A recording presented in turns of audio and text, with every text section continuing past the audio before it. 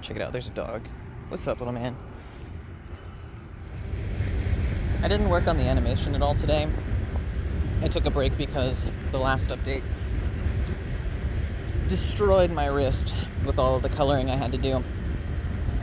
But I didn't spend the day doing nothing. I did update some of my social links and my landing page and some other things. So, stuff I needed to get done, but also kind of lazy stuff. I've lost the last 2 days to menial tasks. Not unimportant, but not directly contributing to the animation. It's easy to feel like they were wasted, but I did supporting tasks even if they were few.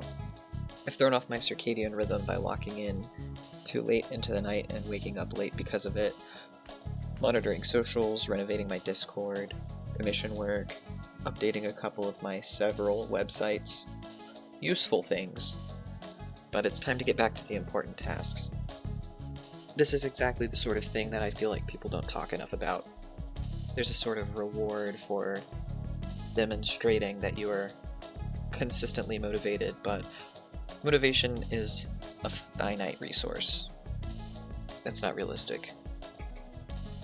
Motivation is not what gets you through things, it's repetition.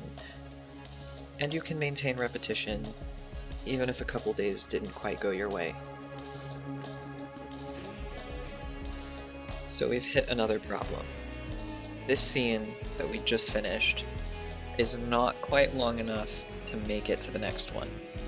And I know I said before that somewhere in the middle here I left myself a still frame to expand, but that's actually not going to work because we have dialogue right here, and then we have a sound effect right here that corresponds to the movement. I made this audio months ago, and I don't want to go in and perform surgery on it, because what I had done before is I used BandLabs or something, maybe something else, but I didn't have any of this software yet. All I had was a tablet, so I did everything I could with what I had then, and I know that those files are going to be a huge mess, so we're just going to take what we have right here, this one solid piece of audio, and we're going to mold everything else around it. So what I have to do is animate a transition right here, right there. This seems to be about a half a second, so it's only going to be a handful of frames. That's going to be fine. It's not too much work.